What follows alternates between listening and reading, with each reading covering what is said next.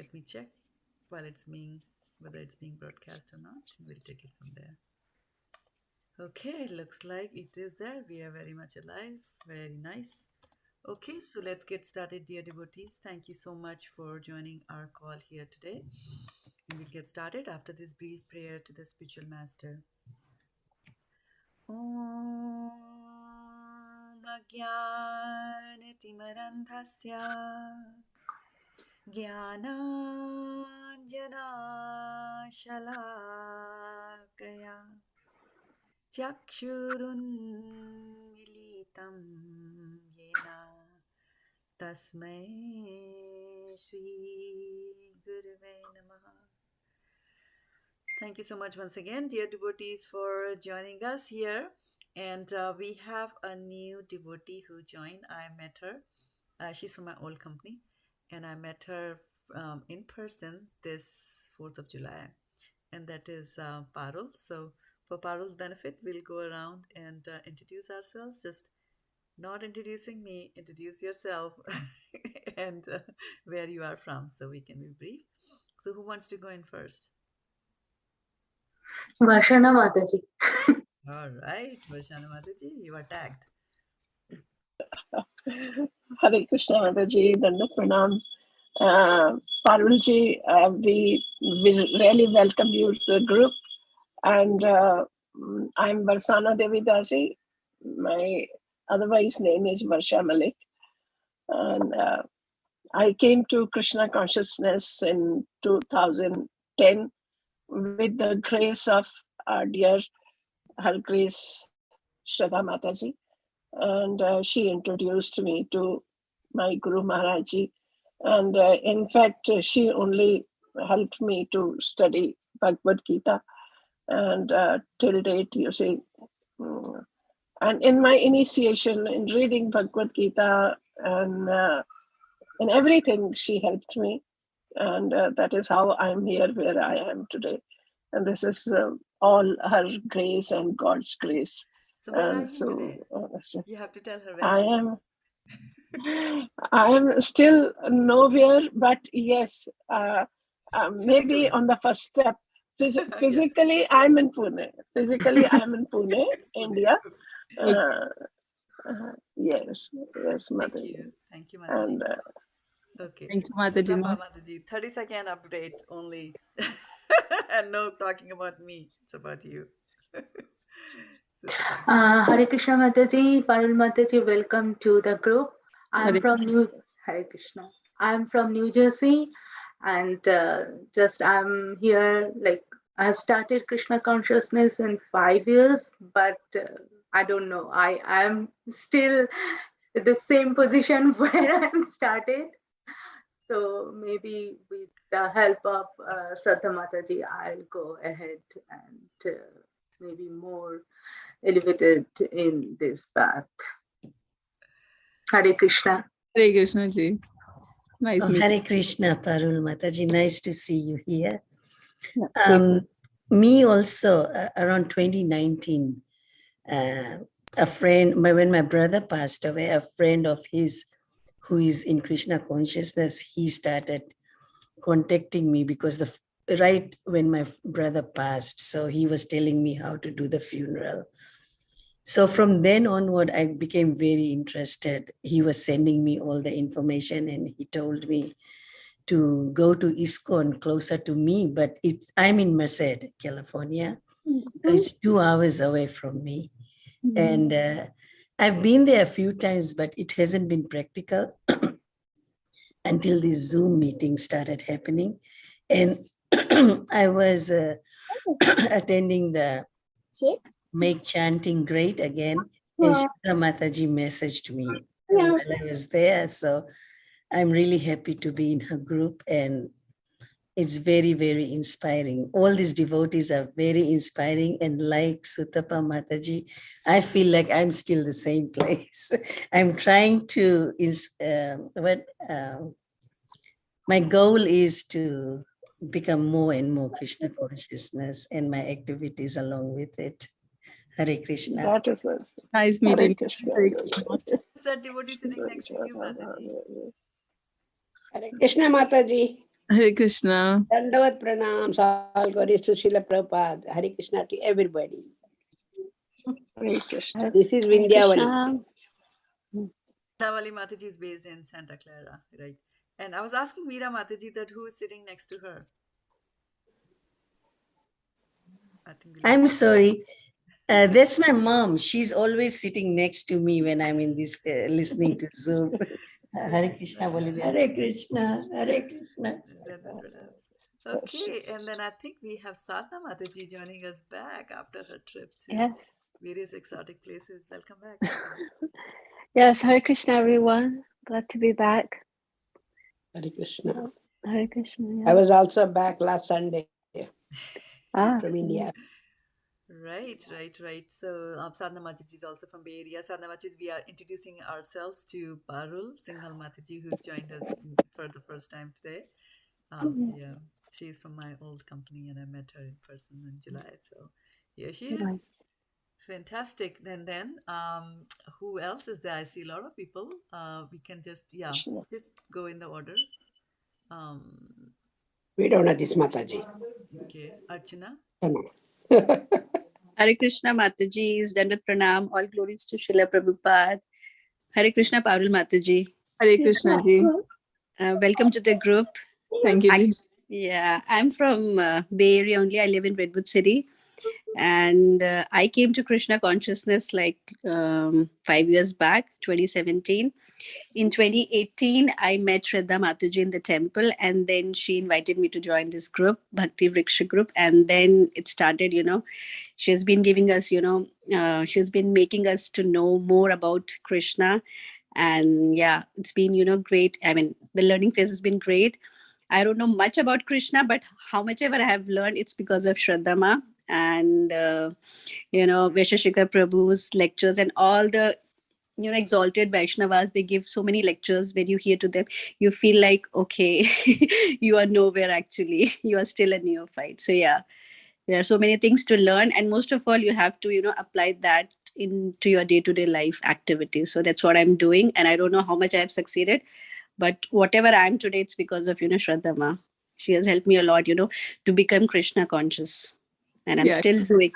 And one motto which I follow always is like she always says, like, always remember Krishna, never forget him. So that's the, goal which I follow. And I try to, remember Krishna always, whatever activities I'm into it. Yeah. So welcome to the group, Mataji. It's pleasure meeting you today. Thank you so much. Thank you Hare ji. Krishna. Hare Krishna. Who wants to go in next?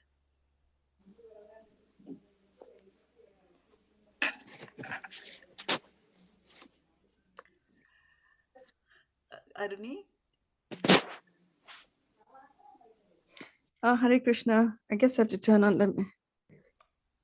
Oops, my hair. Hare Krishna. My name's Aruni. I live in the Bay Area also.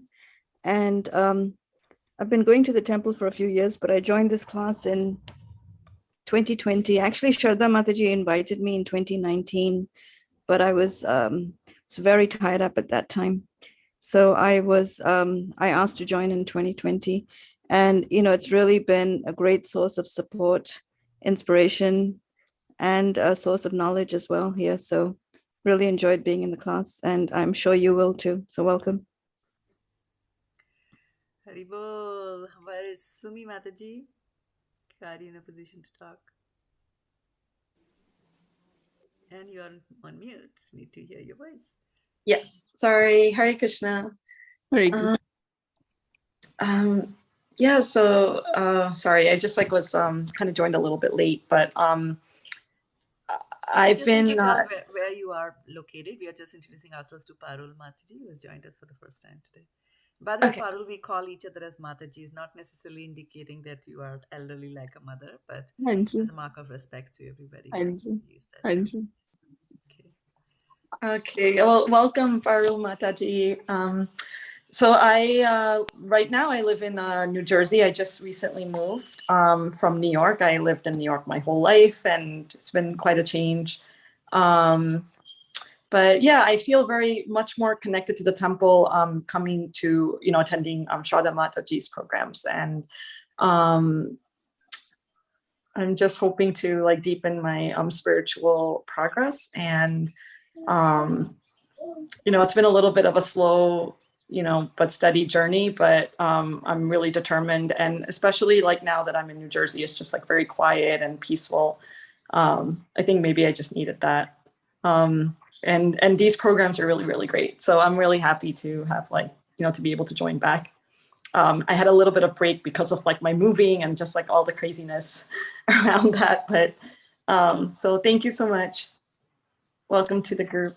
Right? And in New York, you'll find peace and quiet, and you'll also find Sutapa. New York, right? Okay, and you know what? We also have, did I miss out on anyone? Vindhyavali, Varshana, Archana, Aruni, Meera, and Parul, of course, will go in last, Sadhana Mataji, Sutapa. And then we also have Tejas Prabhu, who is also a good friend of mine from ISKCON of Silicon Valley. Tejas Prabhu, are you in a position to talk or? Yeah, I can just introduce myself. So I used to attend Bhakti Viksha program long time back. I primarily used to go to eat nice prasadam, and it was full of stories and knowledge, and anything about Krishna is always pleasing. But my primary goal was to eat prasadam. But then I think the Bhakti Viksha program got kind of cancelled because not many devotees turned out. But now I see that Shraddha Mataji's program is there, and I'm kind of on a break. So I thought I'll go attend the Bhakti Viksha program and learn a little bit more about Krishna from Shraddha Mataji. All right, welcome Tejas. Now, Parul, would you like to tell us about yourself? Jai Shri Krishna, everyone. So I'm from Fremont, California, and I met Sandhya Mata by chance, I would say, because via ex-Oracle employee, via Oracle employee, I got contacted for Bhagavatam, and that's how we met. It's my start of my journey. I wouldn't say I'm yet started. I'm very much interested to grow and learn things and hopefully attain some balance in life. So I was fortunate to meet Sandhya Mataji last weekend. It was an amazing meeting, and I got gifted with Bhagavatam. So now I'm very much lucky that I'm able to. I started reading it. So yeah, let's see how it goes for me. Nice meeting you, all of you, and hearing your stories here. It's very inspiring. Hare Krishna, welcome Mataji, and we are joined by my god sister and also my biological sister Shraddha-devi Dasi. She's watching us on Facebook from India. She's based in India, so good. And so some of the things that to take away from this introduction, and why I always have these introductions, is that it's very important to have devotee association. It's one of the things, one of the 5 limbs of devotional service. Actually, there are many limbs of devotional service, but in Kali Yuga, it is said that if you can do 5, that's a big thing. Now, does anybody remember what are those 5 limbs of devotional service? We talked about that some time ago. Shravanam Kirtanam. Shravanam Kirtanam. Dasyam Padsevam. Those are 9 methods of 9 devotional service. I'm talking about the 5 limbs. From the 64 limbs of devotional service that we talk about in the Nectar of Devotion of Bhakti Rasamrita Sindhu, there are 5 which are very potent, and which Chaitanya Mahaprabhu had recommended that in the age of Kali, if we can do those 5, those are good. Right? Fantastic. Namasmarana. Chanting the holy name of the Lord, right? So reading the Srimad Bhagavatam, chanting the holy names of the Lord. What else? Service seva. Devotional service. And Kirtan. Sadhu Sangha. Association of devotees. Yes. Kirtan. Then deity worship, living in a dham, yes, living and in deity a worship. Exactly. And deity worship, right? So those are the 5 potent devotional service, right? So you can chant, all of you chant the holy names of the Lord, so that you do, right? Bhagavatam is there with all of you, right? So you all can read the Bhagavatam. Nothing is stopping you. Yeah, deity worship you can do. You have deities at your home, you can do deity worship.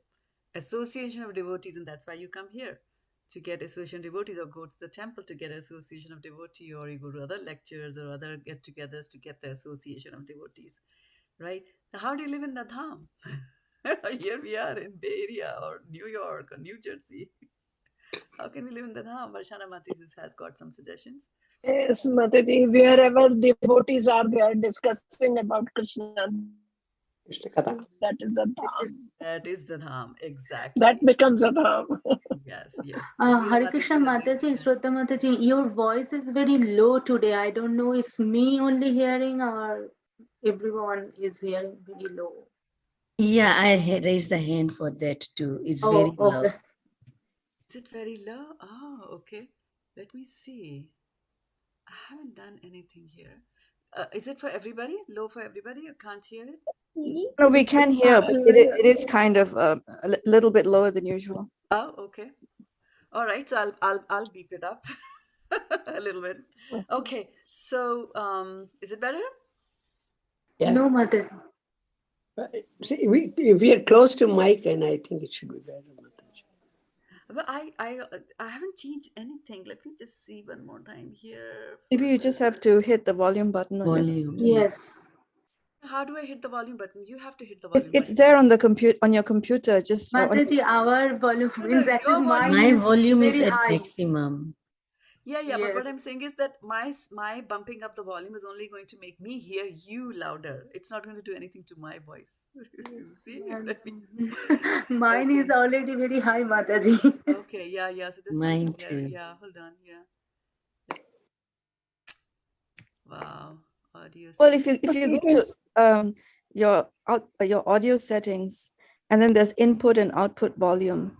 There's output volume. You can increase that, and I that's the speaker. Well, that's not the mic. There's input volume, but yeah, you can't increase that. Sorry. Yeah, output volume just increases your voice. I just changed the output volume. It just changes your voice, right? Hold Yeah. on for a second. Let me see. It's audio. Okay, advanced. Let me go to advanced and see. No. Okay, so is it very, very low? Is it? No. Too bad? We can hear, Mataji. Can hear. Okay, all right. So Just try to talk a little bit louder. more. Okay, I'll do that. Okay, yeah. So what I was saying, I was talking about the five, names of devotional service, and then also that, as Varshana Mataji pointed out, that wherever there are devotees, that place is known as a dham, right? Because wherever there are devotees, what do devotees do when they get together? Discussing about Krishna. Discuss about Krishna. Pastimes of Krishna. Right? Yeah. So they Matchitta Madgata Prana. Varshana was expecting that from you. Bodhayantam Parasparam. Bodhayantam Parasparam. Go ahead, complete that. Kathayantascha Mam Nityam. Matchitta Madgat Prana Bodhayantam Parasparam. Katyantascha Mam Nityam. Tushanti cha Ramanti cha. Ramanti cha, right? And can you explain that? What does that mean? Machitta Madgat Prana Bodhayantam Parasparam. Whenever the devotees sit together, they discuss about me. Bodhayantam Parasparam. Katyantascha. They sit down and discuss about me. Tushyanti cha Ramanti cha. And they enjoy, discussing about me. I hope I'm not correct, but this is what I remember. Yeah, Tushyanti, they become very satisfied by that. Ramanti means they are completely engrossed in it. Right? You don't even know where the time passes by. So that's what happens when you are there. Okay. That's what we do here. That's what you do here? All right. No clock watchers here? Okay, fantastic. Sudevi Mataji is also. Devi Mataji also joined us? Okay, fantastic. Hare Krishna Mataji, Dandavat Pranam, Jai Shri Prabhupada. Dandavat Pranam, Jai Shri Prabhupada. Good to see you here. Okay, so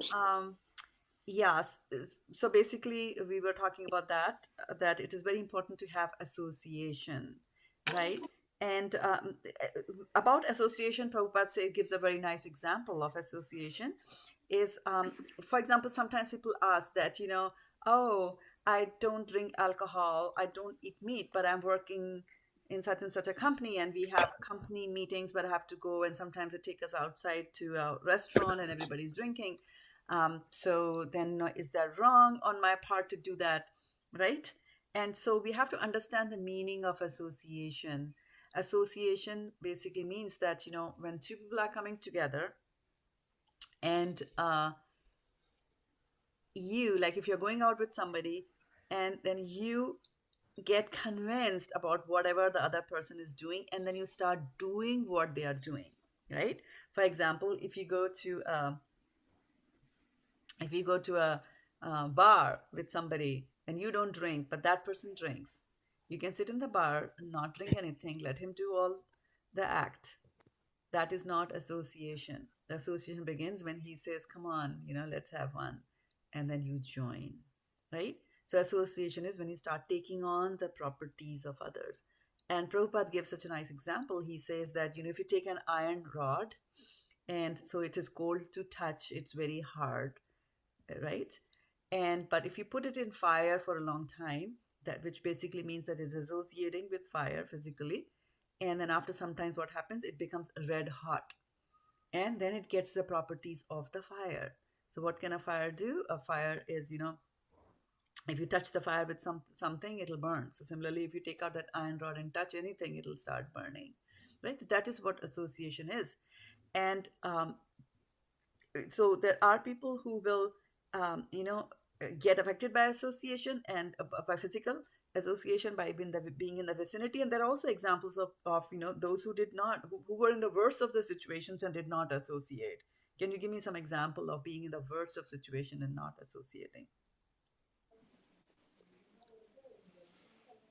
Parikshit Maharaj, Mataji, in spite of being in the demons, father also being demon, still he was only chanting the holy name of the Lord and discussing with his friends in the school also, and made What them was the name also again? devotees. What was the name again? Not Parikshit, Prahlad Prahlad. Maharaj. Prahlad Prahlad Maharaj. Maharaj. Prahlad Right, Maharaj. right. That's what I was Yeah. thinking. Yeah, so Prahlad Maharaj, right? And Parikshit Maharaj was whose son? Abhimanyu's son, but Abhimanyu's the son, grandson exactly. of Arjuna and Yudhishthira, of Arjuna. course, all of them. Right. So although he was living in a demoniac family, but he did not associate, right? If you go back one yuga, if you go to Treta, right? If you go, so now tell me. One Ravan's more brother. example. Ravan's brother. Vibhishan. Very good. Vibhishan. Vibhishan. Yes, very good, Parul. So Rama's brother Vibhishan was also there, but he was not being influenced, right? And then it is also said that he had written Ram, Ram, Ram on the walls of his of the room where he lived. And once Ravan came in there, and Ravan was annoyed, and he said, like, "What is it? Like you are taking the name of Ram, Ram, Ram, Ram. You are not supposed to take the name of Vishnu because he was anti-Vishnu." And then Vibhishan says that no, Ra stands for Ravan and Ma stands for Mandodari. So he fooled him like that, right? So when you are a devotee, Krishna also gives you spiritual intelligence to be able to ward off these kinds of influences that come into your life. But association is very, very important, right? What sort of association that you get. Have you heard of the chameleon, Girgit? Chameleon, that lizard-like thing. What happens to the chameleon? Changes color, matches to the same place. To the background, right? So associate with the leaf, you come green like that, right? So you can just imagine what's going to happen if you associate with devotees. What's going to happen to you? And I was out distributing books this weekend, and 4th of July also Srimad Bhagavatam sets. And I went to one place where he was very happy to get the Bhagavatam because his friend in India had been telling him that please read the Bhagavatam, and he was just not finding the time in life to do it. And so now the Bhagavatam came into his home. So he was telling about his friend in India who has the same name as this one. And so his friend in India was his brother actually was studying in some college, and because of that he went to Chennai. And there he met these Hare Krishnas, and he joined them. He joined the temple. So this one was very, very angry at that. Like, how can you leave everything and just go and join that? So he said, I'm going to get back my brother from there. So he went there and then he joined the temple. And so now their parents are there. They are very agitated, and they're going like, all right, fine. These boys are up to no good. Let's go there and let's bring them back. And guess what? They went They there. also joined. They also joined. Right? So association, sometimes the association is so powerful that it attracts. And that's why we always, sometimes when we go out to preach or when we try to make others understand Krishna consciousness, and we are not very successful, we have to, or we just say that, why don't people listen to me? And we go through that. Oh, for me, like, why don't they take a Bhagavatam set from me? Like that. So it is, it's about how powerful a magnet you are, how pure you are, and Prabhupada says that purity is the strength.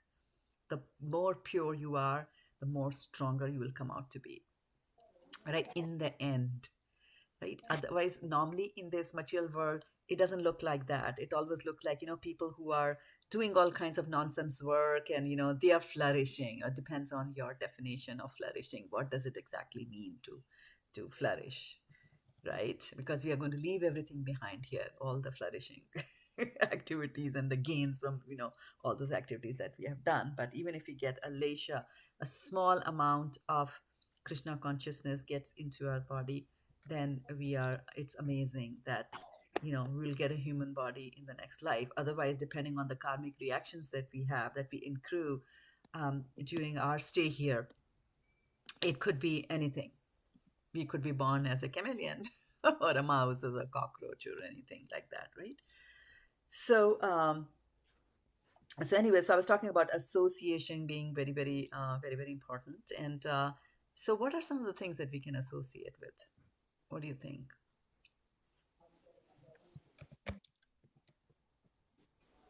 Do you associate with anything?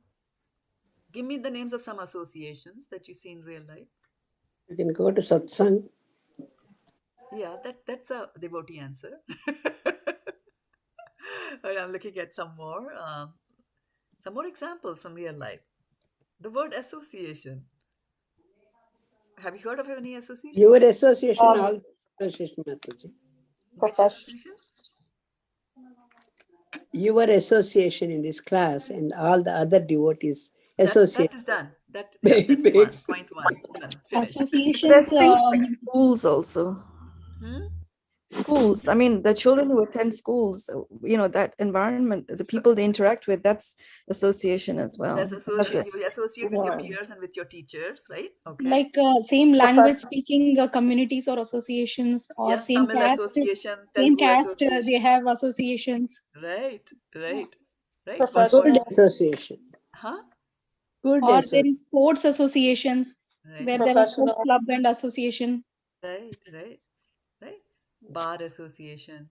The lawyers come and they exchange things, right? So similarly, we have devotee association, where you will exchange information about the devotees. Okay. So now, so thank you so much for coming over here and associating. It's amazing. And so let's get going. So what words are we supposed to do today? 420, brothers. 420, which book? Srimad Bhagavad-gita. Chapter 4. Yes. Chapter 4. And what's the name of chapter 4? Chapter 4. Transcendental knowledge. Transcendental knowledge. All right. So let's look at this verse here today. Tvaktva karma phala sangam nityatripto nirashrayaha karmani abhipravrittopi neva kinchit karoti saha. Tyaktva karma phala sangam nityatripto nirashrayaha karmanya abhipravrittopi neva kinchit karoti saha. Tyaktva karma phala sangam nityatripto nirashrayah karmanya abhipravrittopi neva kinchit karoti saha. So now let's look at the synonyms. Tyaktva means having given up. Is there anything that you have given up recently? Anyone gave up anything recently? Anybody gave up something long time ago? Yes, Mataji. What did you give up? Onion, garlic. All right. Onion, garlic, tea, coffee. There you go. Right? So tyaktva, yeah, right? So you are giving up something. What are you giving up? Karma phala asangam. Asangam. Karma phala asangam means attachment for fruitive results. Right? Attachment for fruitive result. Nitya means always. Triptaha means being satisfied. Nirashrayaha, without any shelter. Karmani, in activity. Abhi pravittaha. Pravittaha means to be engaged, and abhi pravitta is fully engaged, right? It's a qualifier. Abhi is a qualifier for that. Abhi pravittaha, being fully engaged. Api, in spite of. Na, does not. Eva, certainly. Kinchit, anything. Karoti, do. Saha, he. So we have been talking about in the Bhagavad Gita chapter number 4 about transcendental knowledge that Krishna wants to give, right? And Krishna wants to give this transcendental knowledge, and he is saying that I gave this transcendental knowledge at first to whom did he give it to? Vishwan. Arjun. To Vivashvan, to the sun god Vivashvan. So yes, he was speaking to Arjun, and while he's speaking to Arjun in the battle of Mahabharat, there he's saying that for the first time I gave it to sun god Vivashvan, and he gave it to his son. Who's sun god's son? Ikshvaku. Ikshvaku. Manu.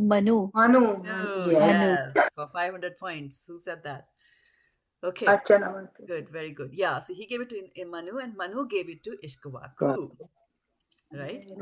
And okay, so he gave that. So he's talking about the transcendental knowledge, and then he also talks about transcendental knowledge, and is basically, so what is transcendental knowledge? Calculus, trigonometry?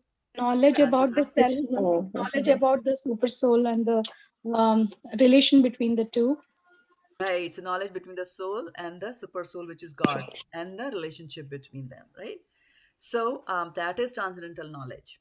Okay, so he's talking about the transcendental knowledge in the 4th chapter, and one of the main thing about transcendental knowledge is it comes in the 9th verse, which says Janma karma cha me divyam evam yo veti tatvatah tyakta deham punarjanma na eti mameti. So Arjuna, right? So he's saying that if you understand this, what divyam means transcendental. So his activities are transcendental. So he's saying that one who understands these activities of mind, when he leaves this body, does not come back again into this material world, right?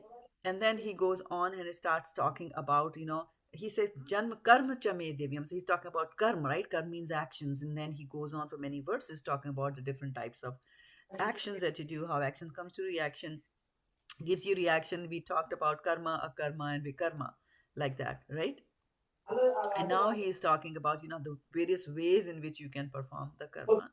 And in today's verse, what he's saying here is, let's see how Prabhupada translates that particular verse here.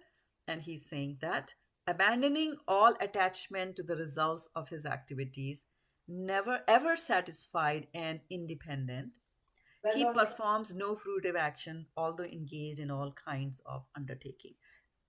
Okay, so he had said in the previous verse that these understanding karma is a very difficult thing. Even dash get bewildered. Do you remember what was that word to put in dash? Even the dash get bewildered in trying to understand karma. What did Krishna say? Who get bewildered?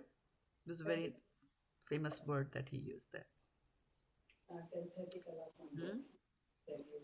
Remember? Anybody remember? Kavi. Right, remember now? Kavi? And Kavi is what? Kavi means a poet? Him. What was it? Brahmaji. What did he mean by when he said Kaviyo? So The Kavi is saints. somebody who is very intelligent, is Kavi. And that's why Krishna is the supreme Kavi, because he's the most intelligent of all, right? In the previous one, he is saying that one is understood to be in full knowledge, whose every endeavor is devoid of desire for sense gratification. He is said by sages to be a worker for whom the reactions of work have been burned up by the fire of perfect knowledge. Right? And so continuing on with that, now he's describing this person, right? That he has got this knowledge about, what is karma, vikarma, right? And so what this person does is that he abandons all attachment to the results of his activities. Ever satisfied and independent, he performs no fruitive action, although engaged in all kinds of undertakings. Right? So if you remember in the beginning of Bhagavad-gita, when we are talking about chapter number 1, we hear that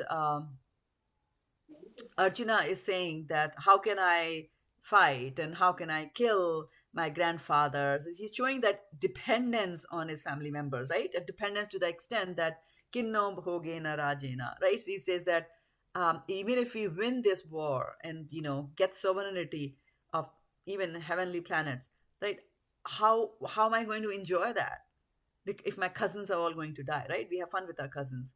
So he's dependent, even for his happiness, he's dependent on the existence of his so-called near and dear one. But here you see what has happened to this person is that he has abandoned all attachment to the results of his activity. He's ever satisfied and he is independent. So he's not independent of Krishna. He is independent of, the material relationship that he has. He performs no fruitive actions, although engaged in all kinds of undertakings. So the same Arjuna, at the end of Bhagavad Gita, when he reaches chapter number 18, then he says, Karishyami tvam vacha. Whatever you are saying, Krishna, I'm going to do that. Right? So now what he is doing is that, he had no attachment to the result, whether he's going to win the war, whether he's not going to win the war. He just went for it, right? And did whatever his duty was as a Kshatriya. Right? So he was engaged in all kinds of undertakings to fight that Mahabharat war. There would have been a lot that he had to do on the mundane platform. So although he did all that, right, but he did not do any fruitive action. Why? Because he was not focused on the results of his work. Right? It's a very, very important thing.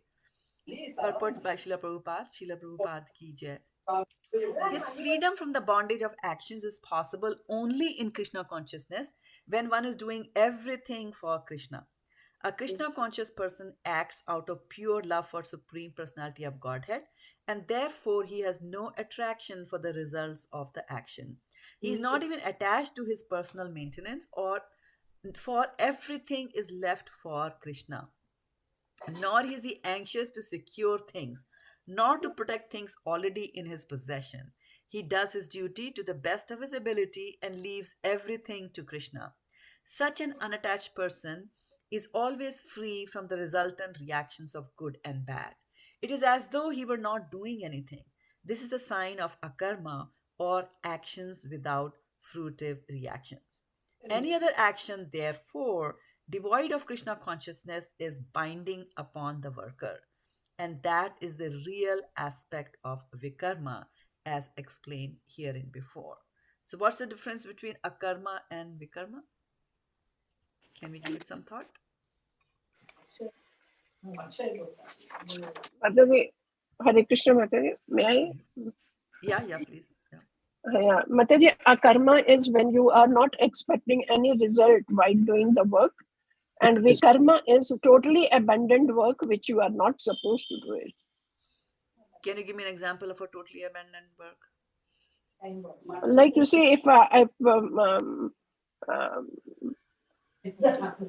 I'm standing and you see, I'm in need of money, badly in need of money, and you see, there is a chance I can see somebody is having a bag full of money. I know it, and now I'm trying to steal it by hook and crook.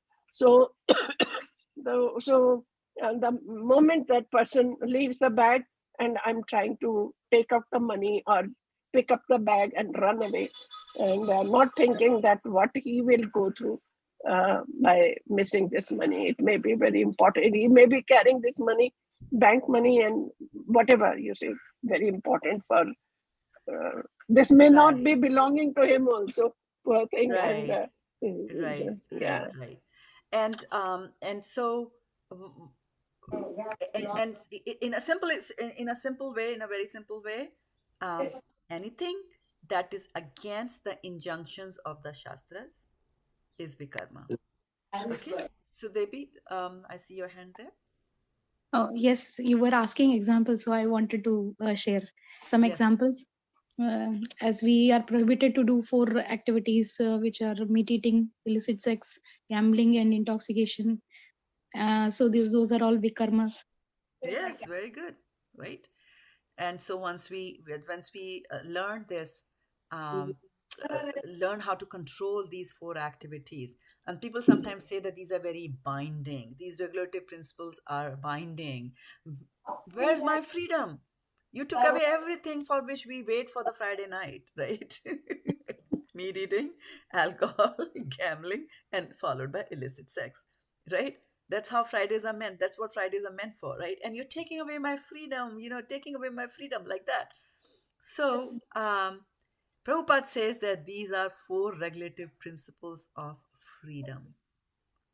These are actually the 4 regulative principles that will free you from the bondage that Maya has on you. And after practicing this thing over and over, over and over, over and over again, so many times, there's like, for example, no alcohol, no drinking of alcohol. Fine, you're practicing it for like 10 years, 5 years. Young boy gets attracted, wants to taste it, but then he's following the instructions, doesn't drink like that. After he's practicing it for a suitable amount of time, afterwards what happens is you can show him any bottle of wine, nothing is going to happen. And that is the relative principle of freedom. That now, in the beginning, he has to run away from a bottle, make sure that he doesn't go to the bar. Now he can walk into the bar to distribute books. Why? Because now he's free from the control of that, right? This is very, very important thing to note, that these are not principles that bind you. These are the principles actually that free you from the clutches of Maya. And that's the kind of freedom that we all always want. Like that. That is when the temptation is there in front of you and it doesn't affect you. Can you give me an example from scriptures?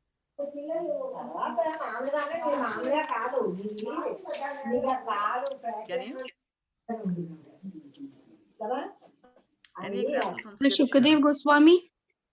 Sukdev Goswami, and what was the Sukdev Goswami? So when he was walking to the forest, he saw some girls who were bathing, and they were naked, but nothing affected him. He would just see the super soul within them and not consider their outward dress, and he just didn't get affected, although they were youthful, and he was also in his youthful age.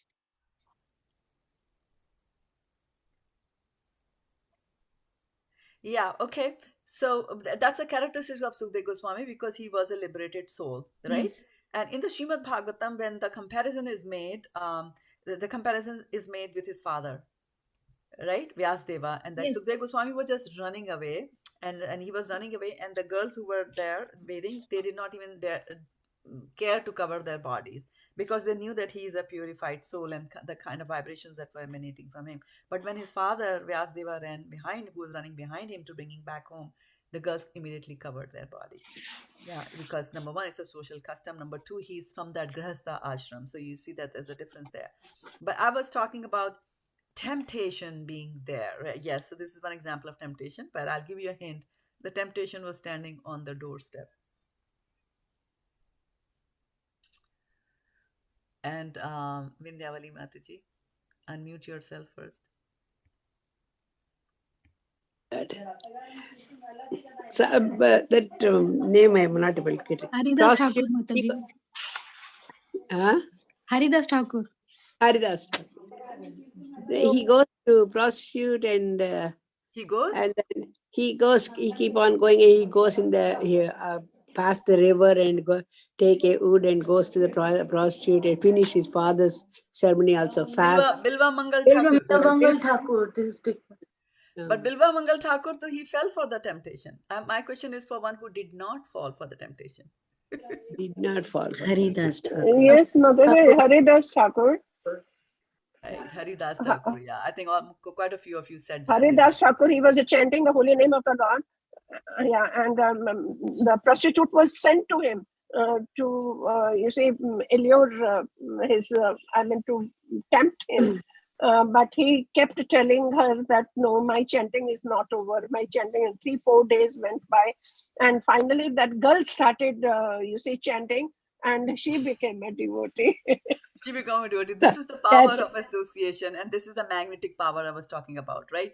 That all her, and that's what Prabhupada says, that, when you learn how to control your senses,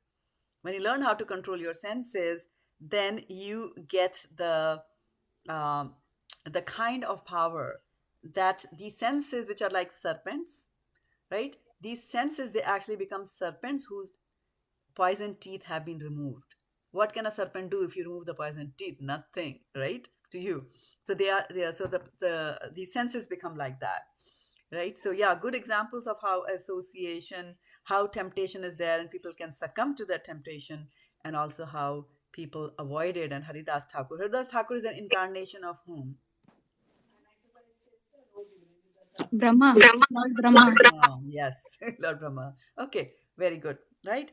So one of the things that this particular a few of the things that this particular verse is talking about, and let me just bring that verse up again here, which is I think I closed it.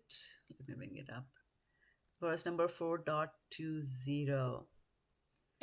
Okay, Takta Karma Phala Sangam. So abandoning all attachment to the results of his activities, even satisfied and independent, ever satisfied and independent. Now, let's talk about satisfaction and satiation. What do you think is the difference between satisfaction and satiation? Satiation is a what is the point that meaning of where you're fully satisfied, and satisfaction is just like if I'm hungry, I will eat a banana, and I'm feeling satisfied for now. But satiation is like I'm totally satisfied and I don't crave for anything more. So are we ever satiated? No. Yeah, in the night it's like I'm full, I can't eat another aloo ka paratha. But then in the morning it starts again. Right? So that's that's what it is in the material world. So there are these senses which are forever seeking objects of the senses, right? So tell me, give me the example of a sense. Eyes. Okay, what's the object of that sense? I want to see beautiful things, something attractive. Right. And a word for that is, I might want to see other things also not attractive. It depends on my consciousness. So basically the Shastras say that eyes, the sense of sight, the object of that sense is form, right? And what I mean to say over here is that through your eyes you cannot hear, because you can't hear through, so because the object of your ears is the sound. Through eyes you cannot gather any information about the sound. It's through this sense organ that you can gain that sense, right? So senses are always going out, they're seeking sense objects. It's very, very important thing to note. It's not that by chance my eye fell on it, by chance I saw that. It's not like that. It's all wired, according to the karmic reactions that you have from the past. It's all wired. It's going to happen like that. Senses are constantly seeking. Like when a young boy, a devotee boy, wants to get married to a devotee girl, right, comes to the temple, what will he see? See girls. He'll see devotee girls, right? His eyes are going there. Why? Because of that desire which is at the back of his head, right? On the other hand, somebody who wants to do deity dressing and all that, the first thing he'll see is the deities. Might not see their girls at all, right? So our senses are seeking, in as much as, when you go out on, like if you're on a drive and you get out of Bay Area, now you're in the lonely area going up to Los Angeles. Now there are mountains in the way. And then you say, oh, my cell phone lost all power. Like, why does the cell phone lose power? What was the cell phone doing? at that time to lose the power? You're not talking. It was just sitting there, lying there in the car. What was the cell phone doing? It lost signal. It lost the signal and it was searching for the The signal. signal. Searching for. Right? And when you're searching for the signal, it exhausts you. So these senses also do the same thing to you. These senses are constantly searching objects. So eyes are constantly looking for objects. Always, always. You enter into a party. If you've got a good sari or a beautiful diamond necklace, your eyes will try to now look at every necklace. Is somebody wearing a better necklace than mine? That's how eyes go, right? Similarly, when people go out in a mall, right, they might say, okay, let me see what's the new dress that has come, what is it that I can eat, right? And when we go to the mall, we are like, who's going to take the Bhagavad-gita from us? We are looking for those kind of people like that, right? So these senses are looking out, and the more that you control them and learn how to control them is how you get freedom from being in the clutches of these senses. Kamadhina katina katita palita durnideshas desham jata maina karuna natripano pishanti. So the soul is praying to God and he's saying that, Kamadheen, Kam Adheen. That means that Kam means desires, that I was controlled by the desires, which are, of course,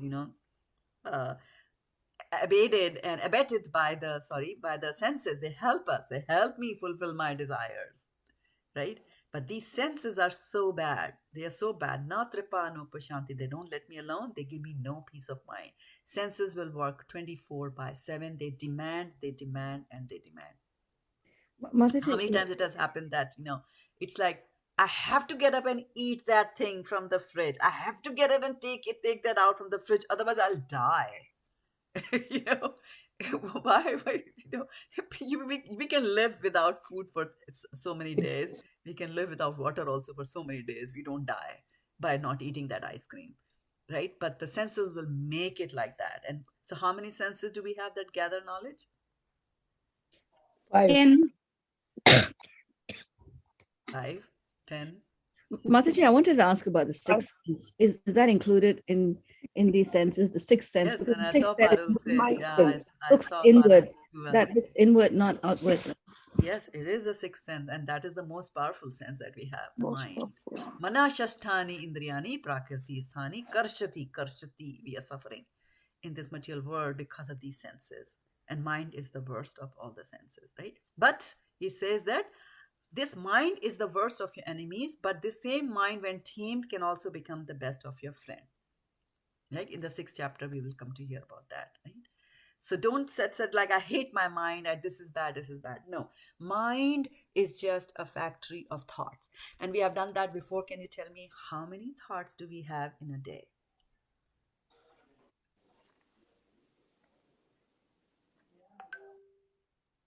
You are on mute, Virgin.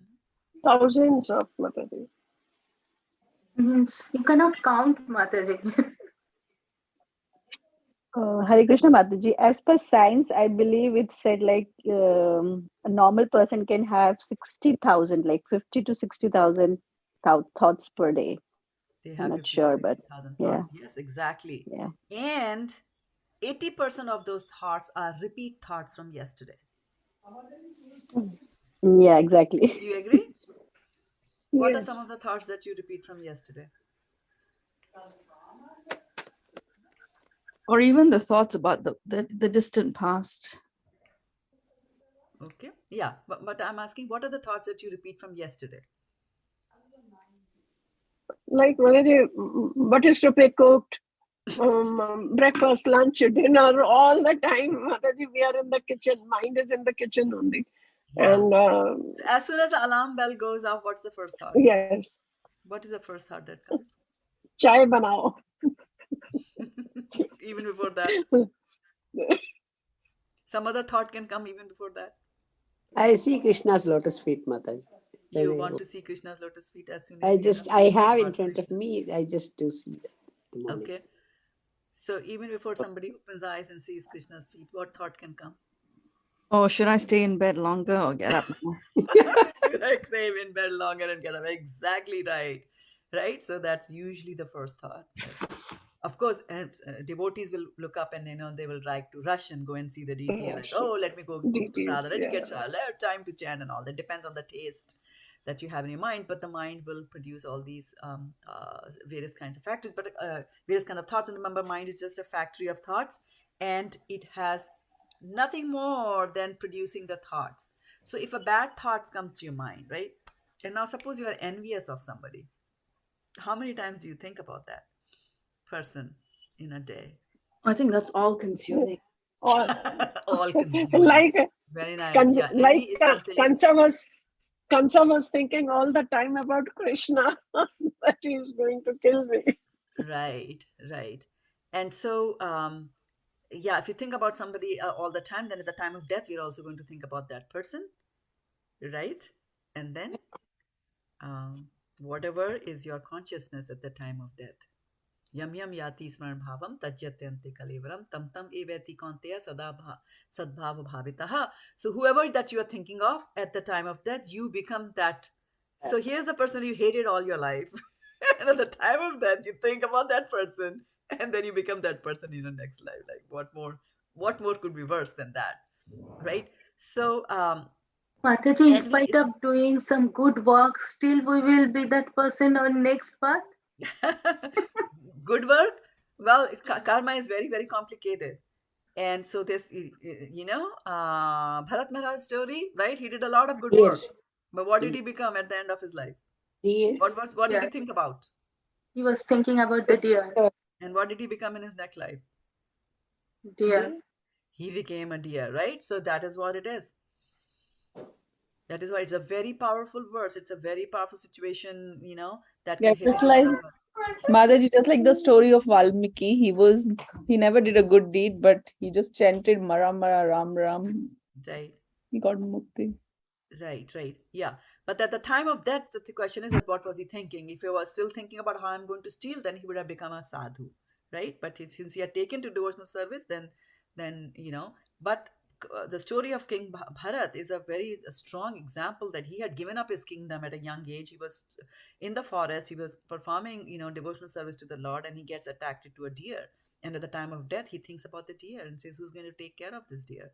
And he becomes a deer. Now, because of all the devotional stuff, and he was at a very high level, almost reached the level of prema for God. He was at bhava stage. And so because of being at such an exalted level, that in his next birth, he remembered that he was a king and he was a deer because of thinking about that deer. So he didn't drink his mother's milk and gave up his body. And then comes back again as a human being. Jal Bharat. And in his next life, he didn't speak, he didn't associate with anybody. He used to pretend as if he's a foolish person, and so that people would let him alone like that. So, talking about going back again to the thoughts, and that the kind of thoughts that you think are going to govern who you are, and then also the association that you are in, who you are associating with, right? And by association, I mean that whose lifestyle are you convinced about, that you say that, okay, I'm going to now emulate them and be with them, be like them.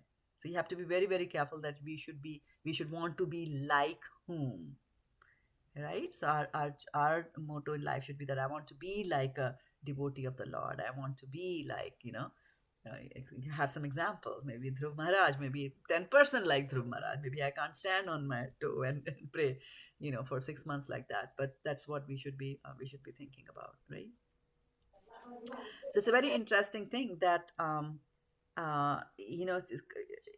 in today's verse he's saying that abandoning all attachment to results of his activities, ever satisfied and independent, he performs no fruitive action, although engaged in all kinds of undertakings. So when you talk about undertakings, there are and there was a verse that was used here, which I had said was abhipravattaha. So there are pravritti and nivritti. There are two paths through which you can go to God and find God. So pravritti basically means that nivritti, let's start with nivritti. Nivritti means no, right? So nivritti basically means that I give up things, right? Like I won't get married, I won't have a family, I won't have this, I won't have that. So no. And through that path, you will reach God by giving up these material things, right? But for some people, it's not possible for them to give up the material things they are attached to them. And so it's like, okay, if you want to, you still have a desire to do sense enjoyment, then what you can do is, all right, do sense enjoyment, but do it in a controlled manner. So you want like association of women, get married to one, like that, right? And enjoy. So that is a pravritti marg, where we are connected, right? And slowly, if you are bringing in Vishnu and you are trying to get in Vishnu whenever whenever there is a chance for you to enjoy, you first bring in Vishnu, do some yagya for Vishnu, satisfy him first, then have the prasadam, right? Similarly, if you want to eat ice cream, you want to enjoy ice cream, well, first make the ice cream, offer it to Krishna, and then have Krishna's prasadam, right? So that way you are indulging in it, but there is Krishna also. So slowly, you will achieve satisfaction, and then slowly this tendency to enjoy ice cream will go away, and it will be replaced by something much higher. So pravrti marg is like that. So there are two paths. Anybody can just follow that path, right? And it's very interesting that if we continue to stay in this material world and don't give a damn about that there is spiritual, and that I should really be, that I got this human form of body to do this and not all the other kinds of nonsense that we are doing these days, then it's very, very entangling. It's very, very entangling, and it takes no time for things to be entangled. Do you agree? Right? You can get entangled very quickly, Yes, right? Mataji. Okay. For example, for those of you who used to do knitting, right? Hmm. And so how quickly, if you take two balls of wool and then put them in a bag, how quickly they all get entangled, right? If it moves around, some child comes and plays, and after a while, it's so badly entangled that you cannot just take it out, right? So that is what happens in the material world, that we get entangled. We get entangled and we get stuck. We get stuck to this material world, and our senses, who are seeking that object, our senses actually go and touch that object. So although you cannot see it, your eyes, as we say na, meri nazar us par padi, or in English, my eyes fell on that. What's the meaning of my eyes fell on that? What does it mean? Your eyes didn't pop out of here and then fall on that object, right? So, but the eyesight concept, that does go and touch the object, right? And it's very sticky. Vaishana Mataji, do you have a sticky example? Yeah, no, Ooh, we lost her. yeah, it can call it a sticky example also, Mataji. Mataji, like you say, if we are not in Krishna consciousness, like we are not in the spiritual path, then when you listen to one person and the second person, you get so entangled and so confused what to do and what not to do. We are really fortunate that we have Bhagavad Gita and Srimad Bhagavatam in front of us, and we are reading and we are engrossed in that, and we don't even think what the other person is saying. So life has become easy, Mataji. We are not getting entangled in the thoughts of others Very nice, and very nice. Sunapa confused. Mataji, Hare yeah. Krishna. Hari Krishna. Thanks for sharing. Yes, Mataji, I just wanted to share something like in long weekend I was traveling, and in the rest area I was in the queue to go to the restroom, and just ahead of me there was a very beautiful girl. She was so beautiful. I was just kept looking at her and I was thinking, oh my God, she is so beautiful. Like maybe 24 or 25 years age or something like that. And then maybe 2 3 minutes, maybe 5 minutes, I was just looking at her and I was thinking. And then suddenly uh, there was a story that came to my mind. You narrated the story once, like it's all flesh and like it's a body only. Yeah. So then immediately I withdraw my, it is some kind of sense, right? The eyes. So immediately I withdraw myself, and then I was thinking, no, Krishna is super soul is residing in her. So it's not the body. Very nice. Yeah, yeah, very nice. Thank you. Thank you so much for sharing that. And one caution I wanted to tell is that Maya is so strong that although we are pursuing devotional service, we're reading the Bhagavad Gita and we think that we know and then we think that we have control. I can disconnect my eyes and I can do and do that. Maya is very, very strong, and that's why you need a devotee association. You need to open up your heart and talk to, like Dadati Pratigranati, Guhyam Akhyati Prichyati, Bhunkte Bhajate Cheva, Shadvata Priti Lakshmanam. These are the 6 ways in which you grow a relationship between devotees, which is Dadati Pratigranati, is that you give gifts and you exchange gifts, right? They need not be expensive, but small gift. It could even be an act of kindness, can be a gift.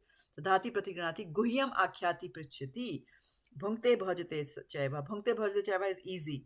You honor prasadam, so you cook for others and take food from others like that. So 4, and then guhyam akhyati prachuti is very important. Guhyam means secret. So whatever is secret and close to your heart, that you reveal your heart to somebody close and get their advice. Get their advice. What can I do, Prabhuji? Or what can I do, Mataji? That every day I get up, I'm just switching off my alarm and I'm not even getting up. I get up an hour late and things like that, right? So open up your heart. Or sometimes you are doing something and somewhere in the corner of your heart, the voice is saying that maybe this is not right. And from your understanding of Shastra, you're thinking that you are doing the right thing, right? Then reach out to somebody. And that's why we have mentors. And we always say you should collect mentors, right? Reach out to somebody senior, maybe 2, right? So that you get similar opinions and then you know what is the right thing to do. So it's very, very important to, have that thing in mind. So about entanglement, I just wanted to mention here that there's a nice story in the Srimad Bhagavatam about Kardam Muni, right? So Kardam Muni was a Muni and he was meditating on the banks of Bindu Sarovar. Actually, he was not on the banks of the Bindu Sarovar. He was up in the Himalayas and he was performing austerities. And many, many years of austerity he did, right? And because he wanted to see God. And while he was doing so much of austerity, Krishna was looking from the top, like Vishnu was watching him because he can watch from where he is. He was watching and he was so touched and he was so overwhelmed with love for his devotee that he's undergoing so much of penances for me that tear from his eyes, fell from Vishnu's eyes, and that tear became a lake, which is Bindu Sarovar, right? And it said that it's high in the Himalayas, and nowadays I don't even know whether it's visible to us or not because things disappear in the various yugas. So he was there up in the Bindu Sarovar, and then finally God appears. Krishna appears to him, and then so he says, "I'm very pleased," and this and that, and then so then Kardam Muni says that, well, you know what, all that is nice, but actually I also want a wife. So at least, he was so sweet. He had such a nice and a sweet relationship with God. Obviously, he's thinking of him as his father and he says, I want a wife. So then Krishna, who is Bhavgrahi Janardana, he knew that, this was also one of the reasons that he was praying. He wanted a wife. And so Krishna says, well, a wife has already been arranged for you and she will be here on the 3rd day from now. She's going to be here. And you're going to marry her and I will take birth in your home, through this wife. And this girl was obviously, as Krishna had predicted, 3 days later, who comes to Kardam Muni's ashram? It is none other than Manu, the father of mankind, right? And Manu had daughters, and this one was Devahuti. Right? So he has 3 daughters we talk about, right? Devahuti, Prasuti, and Akuti. And he had 2 sons, Uttanpad and Priyavrata. Uttanpad's son was? Dhruv Maharaj. Dhruv Maharaj, exactly right. Okay, so that's the lineage. So anyway, so he brings Devahuti, who's a princess, and the Manu is the emperor of the world. So he brings his daughter, a princess, and he gives the princess to Kardam Muni. And there's a chapter in the Bhagavatam that talks about the conversation between Kardam Muni and Manu. And so also imagine that today we talk about successful. Measure of success is so different, right? Every success is measured in terms of material success. But way back there, which is a story from Satyuga, that Manu knows that Kardamuni is a real successful man. He has been performing so much of austerity, right? Of course, he doesn't know that Kardam has already met God. He doesn't know that. But, just the very fact that he's a devotee means that you are a successful person. And that is what reality is. That is real knowledge. It is Gyan, right? So, so he goes, so anyway, so they talk. And then, but Kardamuni says that, you know what, I'll get married, but I will take sannyas. When the time is ripe, I will take sannyas and go. I won't be entangled in the Grahasthashram for a very long time. So Manu then gets them married and goes away. Now, one of the important things to notice is that, well, Manu can think like that, being a mature man, that what is good and what is bad. But even his daughter, Devahuti, who is a princess, who has been grown and used to living in luxury, right? That daughter also agrees to live in the forest with Kardamuni. And obviously Kardamuni was there, and Kardamuni was, um, engaged in his austerities, has no time for this beautiful wife. And so now she has to do all the service, and there are no maid servants in the ashram. This is a forest, right? So she has to do all the household chores. And so she has barely got time to go into the river, take a shower, come cook for him, wash, do that, then take another shower, come and do that. And she doesn't have a blow dryer to curl and blow her hair, and shampoos and conditioners and all that. She doesn't have that. So her hair, she doesn't even have time to comb her hair. So her hair gets all matted. And because she's doing so much of service to her husband, that her body actually becomes very, very weak, and flesh drops out. She's not at all attractive and things like that. And like this, many years pass by. Many years pass by, and she has been silently serving her husband, and husband doesn't seem to take any notice. And then one fine day, she sort of complains to the husband that I'm a wife, and wives need children, and like that. So so she says, she's talking about that. And so Kardamuni says that, okay, let us just fine then, because Kardamuni has seen God, right? So he gets some of the properties and powers that God has. And so he is able to construct, through his mystic powers, he's able to construct a planet, where he goes with his wife, and there is a beautiful house, or not a planet, it's a flying home, a flying palace. And it's such a beautiful palace, and Bhagavatam describes the palace, like a bed of ivory with pearls over there, and crystals on the ground, and walls are covered with ornaments, and very, very beautiful. And then he manifests, like 1,000 maid servants out of, through his mystic powers. And all these maid servants then take Devahuti away and give her a nice bath in the Bindu Sarovar. And as soon as she emerges out of Bindu Sarovar, she becomes very beautiful. And then they, dress her up in, beautiful jewelry, beautiful clothes, and things like that. And then this mansion can fly. So they are flying all over the universe, and they are enjoying. And this way, 100 years pass. 100 years pass by, and they have no idea that 100 years have passed by like that, right?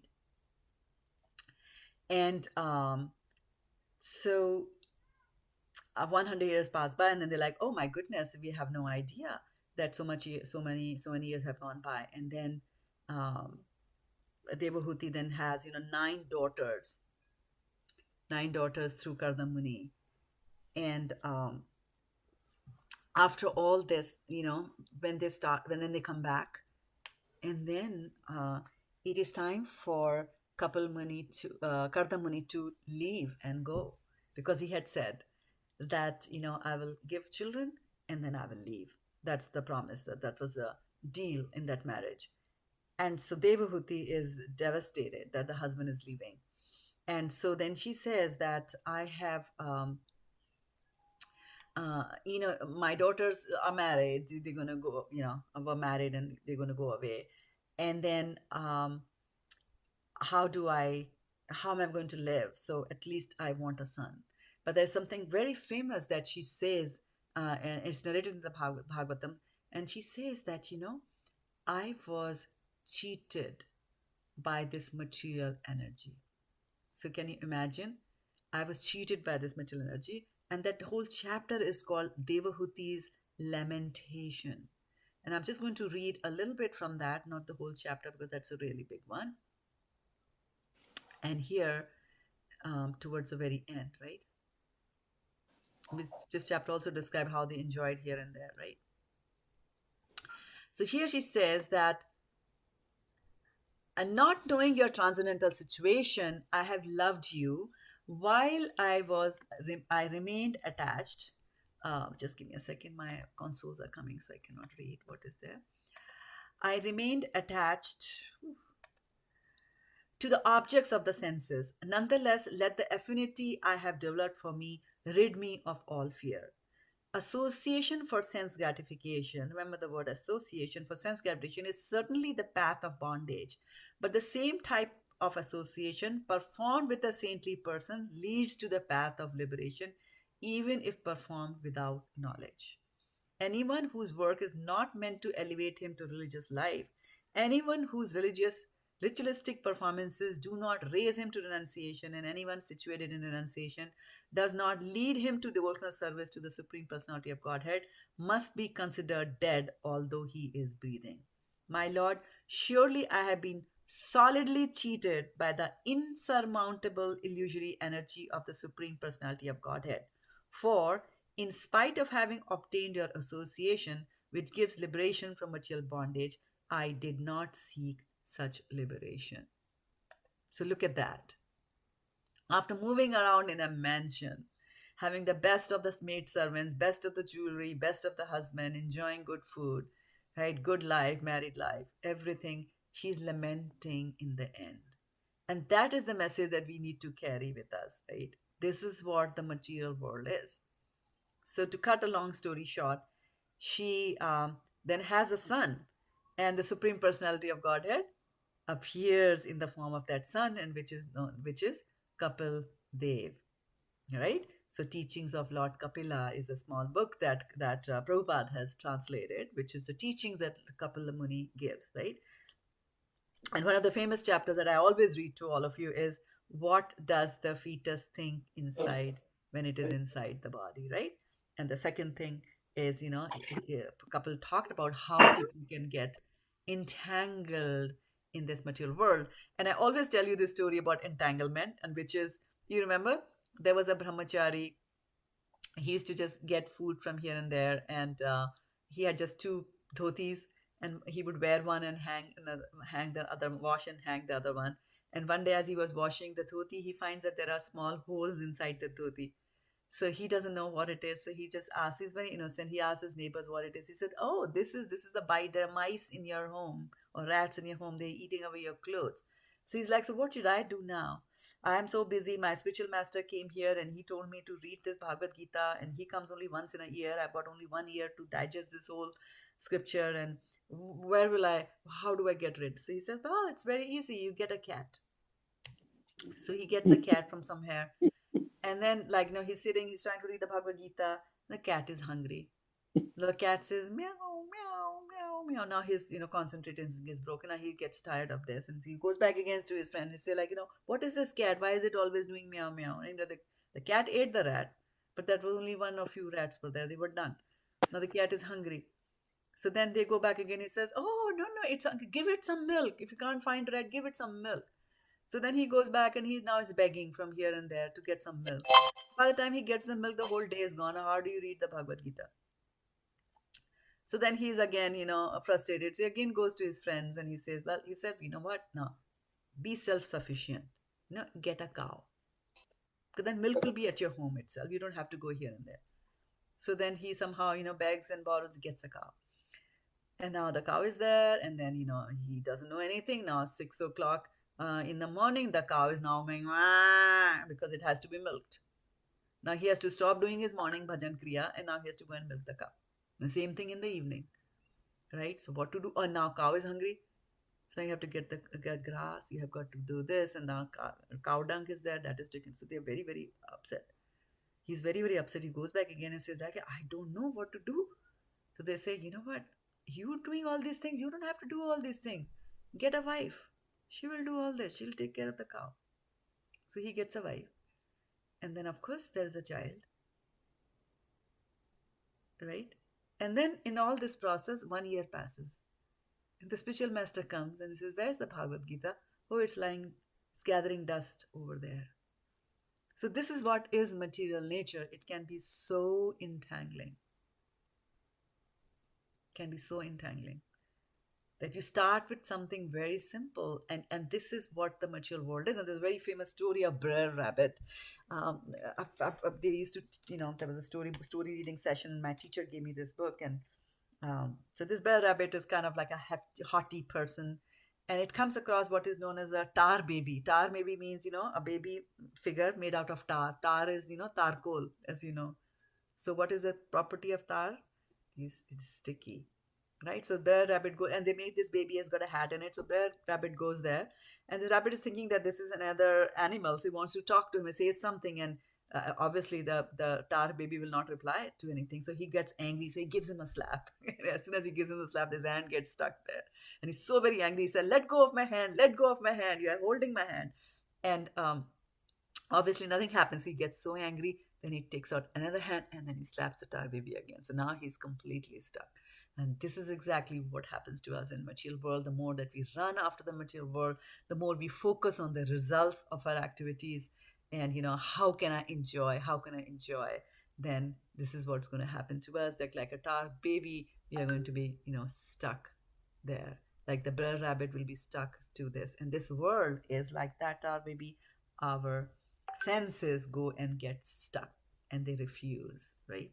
Like they say, when something is very beautiful, I cannot take my eyes off. Like Sudapa Mataji said, I looked at her for 5 minutes and she's not even a man. Right? You can imagine the effect that will have on a man. But then because she was armed with this spiritual knowledge, she had this spiritual knowledge with her, which said that, she's standing in the line for the bathroom. What is the body filled up with? Right? That's the fact of life. That is what we are made up of, right?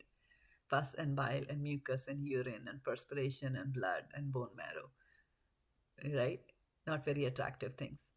It's all the package, all these nasty, dirty things are packaged with a nice skin and then presented before you, but it's still the same thing inside. So once you are, this is known as, strength of the Shastras, and this is what is transcendental Gyan. So thank you so much for sharing that story, Sutapa Mataji, because it is giving us, it's telling us that how through the help of transcendental knowledge, you'll be able to surmount this material energy. Otherwise, it's very, very difficult. Right? Devi esa gunamai mama maya duratyaya mam eva ye papadyante mayam etam tarantite. So he says, this material energy of mind is very difficult to surmount. Krishna says to Arjuna, right? But if you surrender to Krishna, then it becomes very easy to cross over, right? So this material world is also known as Bhavasagar, right? It's a ocean. And why it's called an ocean? Because the ocean is supposed to be very difficult to cross. Very, very difficult to cross. But if you take to devotional service, then this ocean, this material ocean starts to shrink. And how much does it shrink, Varshana Mataji? How much does it Calf's shrink? What size? Varshana. Drop of water. Calf's Drop of water. Vatsapadam. It'll become as small as, like if you take a calf and you walk the calf on the seashore, then what's going to happen is as you put the foot, it'll be filled with little water. I forgot. Right? So that much, yes. Thank you, Sudhir. Yes. So that is what it becomes. So that is why it's very important to take to devotional service. And to be successful in devotional service, you need 5 things. What are those 5 things we talked about in the beginning? Srimad Bhagavatam, association of devotees, chanting the holy names of the Lord, reading Bhagavatam, service, association, and then living in the Dham. Okay? So DT I'll stop worship. over here. Yeah. Take a few reflections. Anything that you are, you have any questions that you have, anything that you liked, or anything that you are carrying away, reflections? Mataji, I just have a question, and this is not very deep or anything like that. But I thought Kapila is the name as a male name, is it? But Uddhava had twin wives, tribal women, who are Pingala and Kapila. So I'm just curious about that. Can Kapila be a male and female name? Yeah, there's some names that are both. Like Santosh is a name for female and male also. Kamal is a name for male and female also. In fact, in Urdu, there's a name called Rafat. And I had a neighbor, she was called Rafat. And so she got married and we were invited to her wedding. And so I met her husband and I said, "What is your name?" He said, "My name is Rafat." So they were Rafat and Rafat, and they got married also. What are the odds of that happening? So there are names which are common to both the genders. I mean, those are the common names, but Kapila is not a very, I mean, I haven't met people with the name Kapila nowadays. So I'm just, since it's, it's something that you only encounter in the mythology, I mean, in the sacred texts. The names do undergo changes. Like Kapil Dev was a famous cricketer, right? So Kapil Dev is coming from this, Kapila. And also, we don't use Sanskrit, right? These days we use Hindi. So Kapil is actually Kapila from Sanskrit. And also, yeah, you're right. We don't hear these names any longer. And the reason for that is that we are so enamored, and our definition of success is like, the film stars are successful people, and they are the ones that we should emulate, right? I remember when I was growing up, the teachers there used to be a essay, right? Who do you get inspired by, right? And people would talk about, like, Mahatma Gandhi was top always, right? Nowadays, nobody says that. Nobody will say, I'm inspired by this cricketer. I'm inspired by Elon Musk. I'm, Larry Ellison, big shots of big companies, because that's where the focus is, right? Kala drisht nisham, right? Nasht drisham. So in Kali Yuga, our eyesight is gone. We are not able to see the right and the wrong. So our focus is there. So yes, you're right. I mean, you can see that. I mean, Amitabh Bachchan had a daughter when I was like 12 or 13 years old. Girls of my age had that impression. For us, he was a big one. And then I noticed that girls my age, when they had a daughter, most of them were Shwetas, after her, no good name to think about. And then, some other film actresses came and everybody's name was that same name. So you can see that there are waves, that waves that come, whoever's ruling the celluloid world. People think that is real, but it is not, sadly. I think like that, yeah. Hare Krishna, Varshana Mataji. Yes. Mataji, today my takeoff is Sutapa Mataji's story. That Mataji, looking at a girl for a long time and then thinking that after all, what is there in her? Only filled up with everything, and she's also going to the toilet. And the beauty is the outer beauty, but actually inside is all muck. So we should not get fascinated by the things which are really visible to our eyes, and we should see, I am a Goyam, what is there inside. That is very important to learn. Very important to learn, and also to understand and be aware that Krishna is Bhavgrahi Janardhan. So no matter what we might speak outside as devotees or even so-called non-devotees, but Krishna knows what's going on inside our hearts. In as much as he knew that Kardam Muni was praying to see God, but one of the reasons also was that he was praying to God that he can get a wife, right? And Krishna arranged it. For his devotees, Krishna will do that, yeah. Okay, we are a minute over our allocated time, so I think we will take leave here. We'll meet again on Sunday morning at 6:30 a.m. to do the Bhagavad-gita recitation, and then again we'll meet next Friday. Last Sunday, I was in the temple, Mataji. No problem. And I couldn't see you. I couldn't see Guru. I was doing Bhagavatam distribution, but I did come later in the evening. I did come on Sunday. Yeah. Maybe you had left by that time. Sudevi Mataji, they all said, "Where are you all these days?" And but Sumadra Mataji brought me there. Very nice. So I just went with her early, she wanted to go fast. So I couldn't see anybody, Mataji. I was so Come disappointed. again, no problem. And I don't know when I can come again. Lot of things are going on with I went and saw the girl. From India, I went to California and then saw the girl. And it was, I don't know, nothing is not changing that much. So that's why just now my son called. I said, just leave it to God. You say Sarvam Dharman Pratyas Mamekam Saram Raja. Now I'll just leave my hands up and I'll say, you take care of me, what I can do. Good decision. Good. So he was understanding. he was also becoming so, means he was not that strong anymore. And things are changing and I'm feeling so bad, Mataji. I had been to Simhachalam when I was in India. So I was just telling God, you take care of that family. I don't know what to tell. That's it. So don't feel bad. Other than praying, I cannot do anything. Yeah, so don't feel bad. I mean, sometimes these are blessings. They come in disguise. Yes, see, when you eat bitter thing only, then you will feel the sweetness taste. So that's what I told my son. And something comes bitter and sweet, another you have to take care of it. And I was feeling I missed a lot of Radhayatras. So I was feeling I missed a lot of them.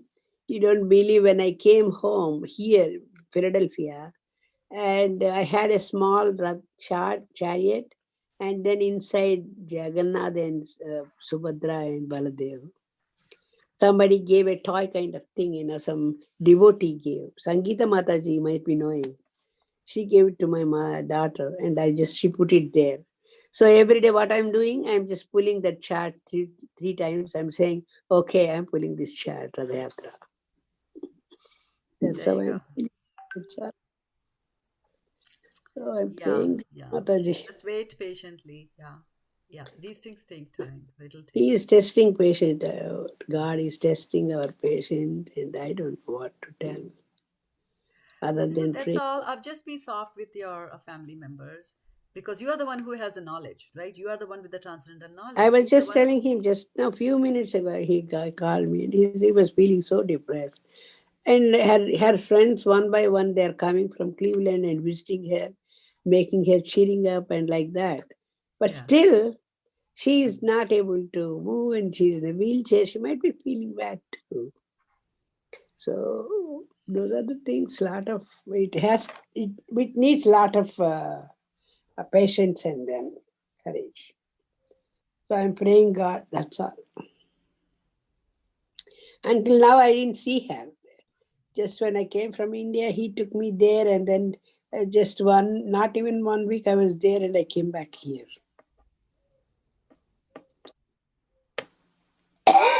So where is your granddaughter? She's not at your home? She's at home only. So where did he take you? You were saying that he took you there. No, I'd been to India. He took me to India.